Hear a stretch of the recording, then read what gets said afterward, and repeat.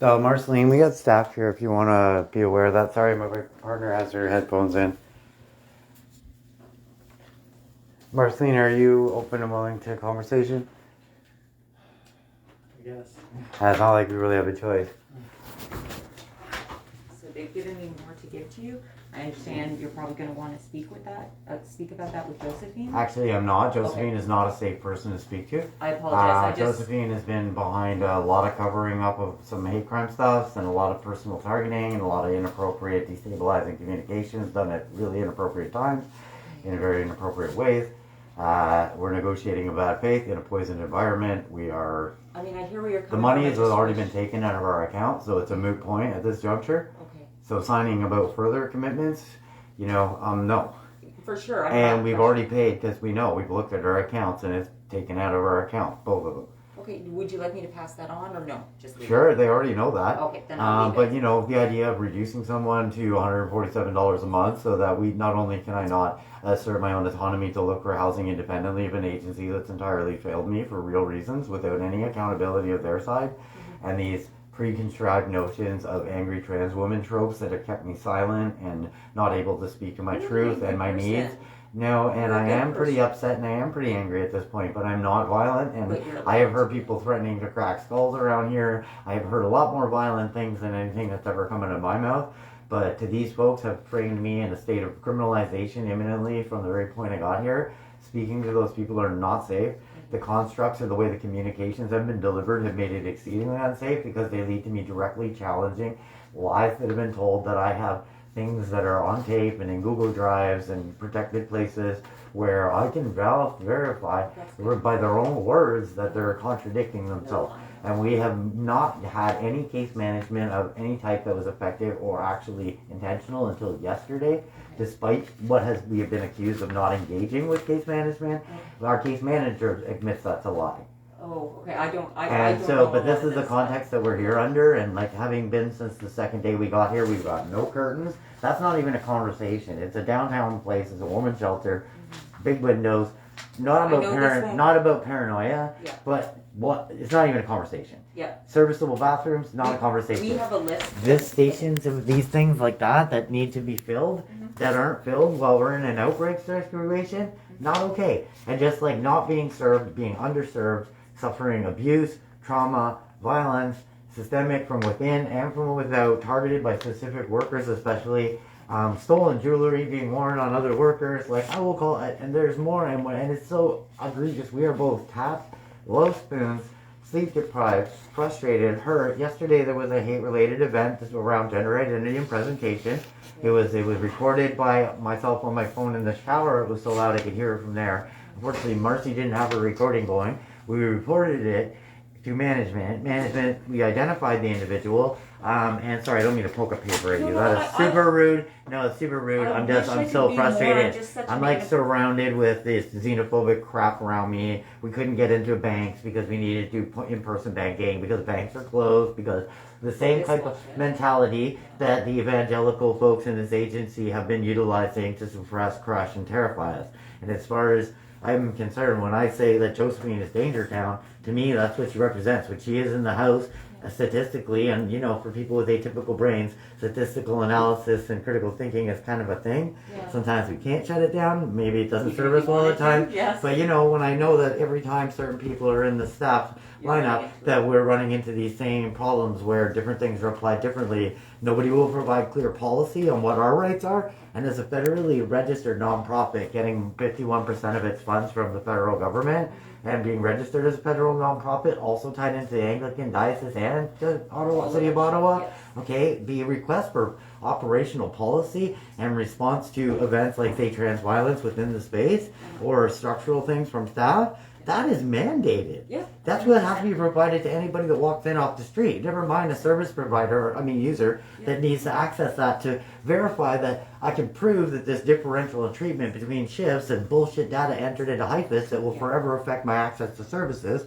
problems with my connections with my health care, access to medication because of all the systemic fails, changing the medication retention records 3 different times because they were out of compliance, couldn't keep a record to save their lives, had lay people administering medications and Googling what diagnosis is and reducing people to infantilized states based on their Dr. Google stuff, losing medications, handing them out to the wrong people, completely having pharmacies call, and I can verify this because people have given me permission to tell their stories and have given their testimony to me I believe you. for future state. And that, like, just even a basic audit. We were told there's no access to the cameras yesterday when we asked for verification when this person came to do stuff. Yeah. So who does have access to the cameras?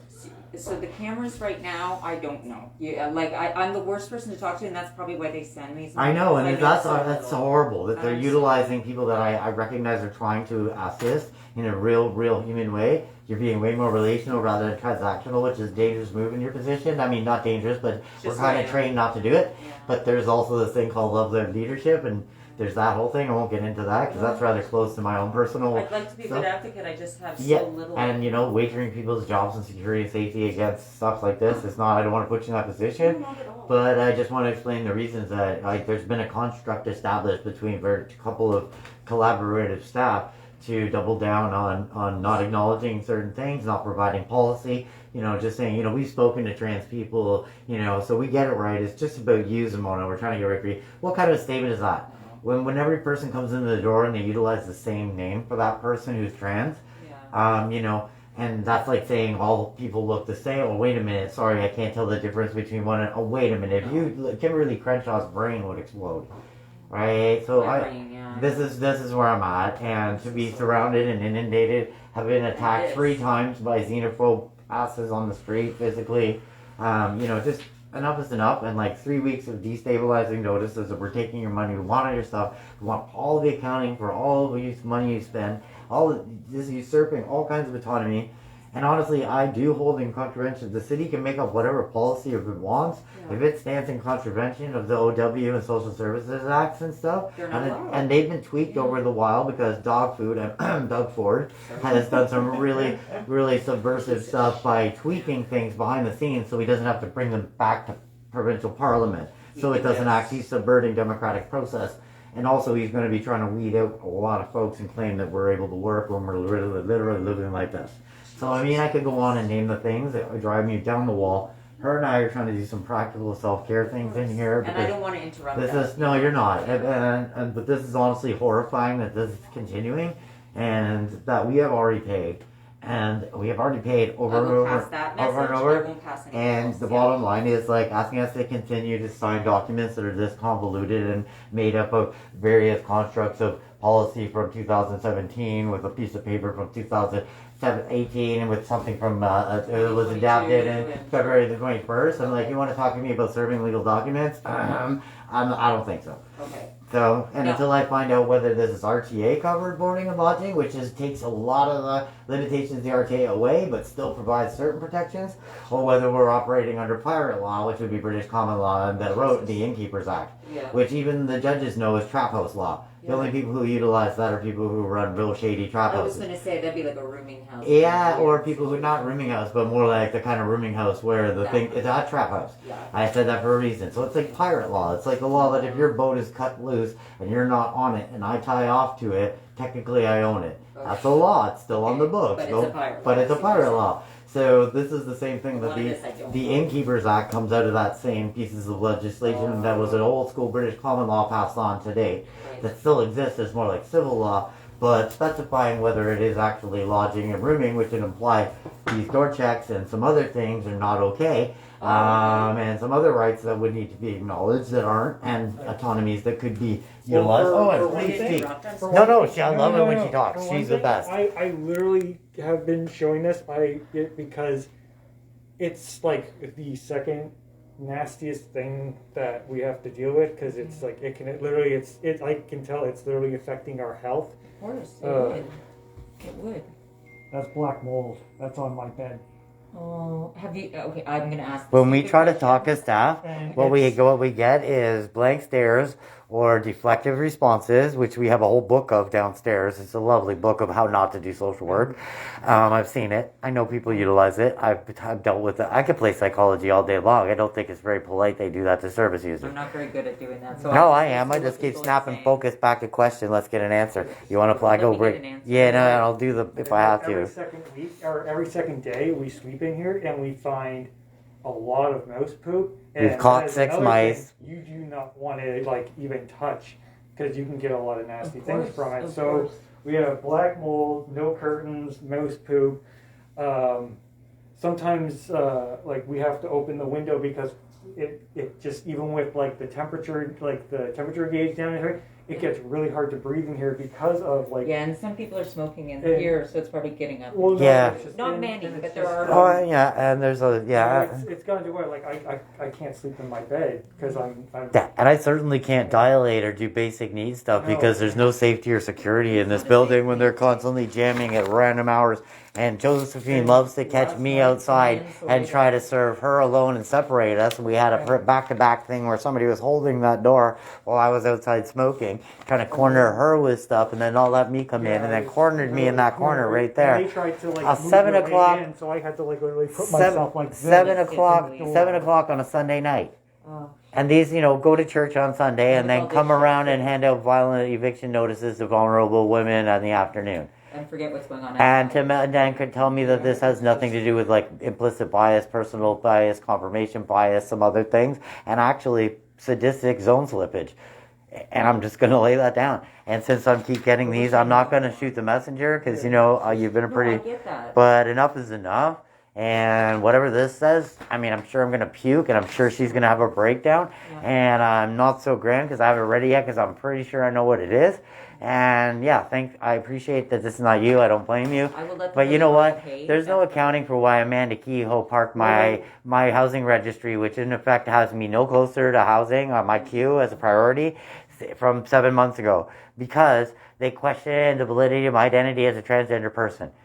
And they got paperwork that I resubmitted when I took them off and acted as my own agent and kicked off with revoked consent. And I found this out, and this information was there about this letter. I resubmitted the same information to the communications person at the registry. They accepted this and said, "Oh wow, I don't understand why this happened." Yeah. Right. Also, the government has spoken to how the CRA does not upload our legal names in a certain way that is not in compliance with their own law, and recently spoke out about service providers being attentive and aware of that and not utilizing that inappropriately. Not using CRA. Right. And so in that, I had to resubmit documents. Also, my dead name has been spoken to me on the lips of service users here. wow. And there is no possible way that a dead name from 12 years ago has popularly randomly manifested or anybody extrapolated out of my name, because my name is a cipher. My name is actually my birth name in the feminine in a redux, but I only like to hang out with people who get that, because that's kind of a test. But honestly, the likelihood, the statistical probability of it being random that my dead name is on the name, and calling back the registry and having them go from acknowledging this happened to not acknowledging this happened to a manager calling me back outright denying it. Also, And so we now have her back on my file. I kicked her off my file again on the 24th, last Monday, and was there representing herself as my agent for some sort of reason on my housing registry file, again, without my consent. So that's criminal. And then there's the human rights part that parked my registry, and now I'm being billed for a service that I am no closer to receiving than August 11th when I arrived here. Nice. And they've been billing me when I wasn't here for 3 months for the housing portion already. So they got an overpayment for me. Also, they I mean, I know this is a lot. I just don't always know all the when we actually went to check my bank account, she Yeah. is the only one in this building that knows how much I get. and she knows it's been Half has been taken out. I did not give any consent to the workers. It's happened through I ODSP did directly. not sign anything yet, and basically they're saying that I apparently already paid for it. But they- yet we're they receiving stole my eviction money. notices. And in an ongoing fashion, that it really started the moment we got here. And the way we were manipulated into being here, like if you accept being split up for the time being and sit in a hallway and be a real good girl, so we might possibly give you a chance of case management on the other side, and maybe you'll get a room together. That is kind of grossly manipulative I get it. and disgusting. I get it. And on top of that, the same folks want me to come down and have a talk to them when they've got a preformed consensus about how they report this as criminal harassment, which they've been doing since the very beginning. And so is it safe for me to communicate or interact with these folks? Not really. No. And so that is a real big problem, and no accountability. And I don't even have policy to cite to see compliance in what they actually have to be providing. And the idea that they took the policy right off the wall because I had the audacity to read something on the wall. Can you remind me? It was the Anglican Diocese policy on discrimination and harassment in the workplace, but it also must tie into their entire policy on how they respond to those things for service users as well. That's not a one-way ticket kind of thing, and that shouldn't be the main policy, because the premier document, when any type of document like that exists, is the Ontario Human Rights Code, and when there's a question between one or the other, the deferral immediately, if it can even including standing law, defers to the document of primacy, and primacy is the Ontario Human Rights Code. And I need to be able to see policy to assure that and when I'm being gaslit about my own mental health, when you actually have mental health things to deal with, doesn't real help. And, she can speak to a bunch of stuff and she could get right ragey right now, but I'd like to kind of try to be kind to you, because I've said as much as I can, but this continuing being sucked into engaging with people who have been habitually and methodically, sadistically dangerous to us in a way that I can prove, but I'm stuck within and from solo spoons, that even getting this information to people like the CBC or the Canadian Homelessness Observatory who are watching, because I got some folks that I used to know that are now working for places like the Federal Observatory on Homelessness, and those folks come in and do compliance audits on shit like this. So I'm hoping that person is paying attention to the videos like I'm making right now. Keeping it this way because I'm trying to respect people, but at this point I'm only doing this for my own safety, because there's an unmitigated power imbalance being wielded in a heckin' unethical way, and until process can be had as far as clarity around basic things like policy and response to hate crimes and feedback, because the feedback process is intentionally designed to not just be responsive to the person you're accusing. Actually, that's not the point. It's to reassure us that something has been done in a way that practically makes us safe. That's the Human Rights Code. So, and I know I'm not here to do this work. This work I'm doing is lateral violence, unsolicited labor. It is brutal on a woman who flew up the flag from being a systems navigator and a leader and an activist person who just says, I can't do that anymore. Otherwise, I would have a job and be making money. And so I'm about to break down and cry. I am sorry I unloaded all of this on you. I know they send you here as an intermediary because, the bullies don't like to be called out as bullies. And when they get so obvious that they need to send intermediaries, these patterns will become pretty obvious in time. So I'm just going to back up and let you go because you're getting safety checked, and that's just telling me all right. And I will just... I'm on my way. Sorry, I don't mean to tell you what to do, but I don't feel I'm sitting back here.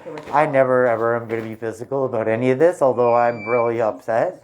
I think anger is a pretty healthy response to some of this. Otherwise, sublimating this and having it coming out sideways, it would not be healthy. I've never once felt that. Oh, sorry, I do these things with my hands. It's okay. I'm a gesticulator. I over gesticulate. I wave my hands around. I get nervous. I got tics. I got a spectrum ADHD thing going on. I get it. I never mind if you want to vent. I just only apologize that there's not more I can. It really isn't venting. What I'm trying to do is create context about how dangerous it is for me to interact with the individual behind these ongoing harassments and eviction notices. And I know they happen to be heavy-duty management, but that's why we're so scared. Yeah, I hear you. And the pattern is just undeniable. It's been going on for months. That person was misgendering me very much right up until recently. Actively within public spheres and validating long speeches and patting people on the back about the having to deal with the men in the shelter and all the stuff. So, while they offer us nothing, they have, an entire group here supported to, ritual, monotheistic, religious support stuff. They got a whole portion of a whole support group for this religious group. I've looked it up. I've seen what your programming is, right? So what do they call it? Like, I don't know, something gross that tries to take the name away from religion and more into like a soul, spiritual, blah, blah, blah, blah. Yeah, and then we had Holy Communion services down here. We had evangelical pastors who were security guards holding their balls while praying over the rosary. Like, I'm sorry, I don't mean to be gross. That is pretty gross. It's not your but fault, that's acts of violence on a trans woman or any woman, and just having to encounter that. And so this has been our experience. No closer to housing, not healthy in this, and living in a room full of mice with no curtains, blank stares, and every time we try to talk to them, they either deflect or act like we're not making sense, and then say you're psychotic, your perception's off. I'm just like, I don't know if you understand that logic can be broken down to a mathematical equation, which is rather finite. When you break logic right down to the thing, it's X, Y, and Z. Where you want to do a perceptual litmus test against your perception versus you could always reduce your question down to a logic equation, which is finite mathematics. You're definitely going to be able to check in about whether you're in a delusional state or not, Yeah. because you're balancing it against a finite mathematical process Yeah. that is immutable. Well, you make perfect sense to me. So- I don't even know everything involved. Well, I don't know. I didn't want to become a poli-scientist of everything. I'm real tired. Yeah, no, and I really suck at a lot of stuff, and I'm not trying to be big-headed or delusions of grandeur. I don't want to be doing this. I'm tired. I flew up the white flag a year ago. I just we've been asking to help to get out of here in safety plan because I'm trying to file hate crime charges against a person who did a real bad thing in a real public way that was platformed by the agency as a hero, and I am not in a place where I can implicate criminally certain staff, which one of them will be that person. And when I need to swear out a sworn statement that puts me up against 14 years for perjury, I'm so confident in what I have to say, I'm willing to do that. I have the evidence, but the person that keeps sending these eviction notices and harassing us in a very violent way is actually one of the people that I'm going to be criminally implicating with my statement. So safety planning, I've been trying for a while. I will say nothing. I will just say I've delivered, and if you need me, I know there's not much. Appreciate that. Well, I don't mind you responding with they don't feel safe. They don't feel safe communicating with you because historically we have been treated in a way that we don't feel safe. Then that's what I'll pass on. Yeah, thank you. I'm so sorry. Yeah, no, I'm sorry. Oh, you know what? You're one of I see humanity, and that helps. Just humanizing people and just holding space. And I apologize for the overshare. Do some self-care. We're working on it, but yeah, there's been a lot of crying in the last few days.